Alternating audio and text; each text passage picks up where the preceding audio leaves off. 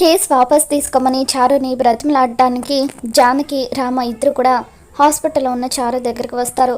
దయచేసి కేసు వాపస్ తీసుకోమా అని చెప్పి జానకి అంటూ ఉంటే, మీ ఆయన రఘురామ్ చేత నాకు క్షమాపణ చెప్పిస్తానని నాకు ఒట్టేసి మాటివ్వు, అప్పుడు నేను కేసు వెనక్కి తీసుకుంటానని చారు అంటూ ఉంటుంది. ఇక అప్పుడు రామలక్ష్మి ఒక్కసారిగా చారు మీద విరుచుకుపడుతూ, ఏయ్ మా నాన్న కాలి గోటికి కూడా సరిపోవే నువ్వు, అటువంటిది మా నాన్న నీకు క్షమాపణ చెప్పాలా? మా నాన్న నిప్పు కడిగిన ముత్యంలాగా ఆయన బయటకు వస్తారు, నీ కాళ్ళు విరగొడతాను అని చెప్పి రామలక్ష్మి ఆవేశపడుతూ ఉంటుంది.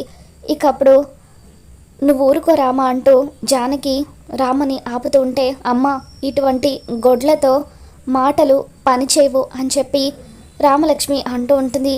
ఏ అమ్మాయి మాటలు మర్యాదగా రానివ్వు అని చెప్పి చారు తండ్రి అంటూ ఉంటాడు. ఏంటి మీకిచ్చేది మర్యాద? చూడు, మా నాన్న ఖచ్చితంగా బయటకు వస్తారు, నువ్వు జైలుకి వెళ్తావు అని చెప్పి రామలక్ష్మి చాలా సీరియస్గా చారుకి వార్నింగ్ ఇస్తూ ఉంటుంది. మరి ఈ వీడియో మీకు నచ్చినట్లయితే తప్పకుండా లైక్ చేయండి.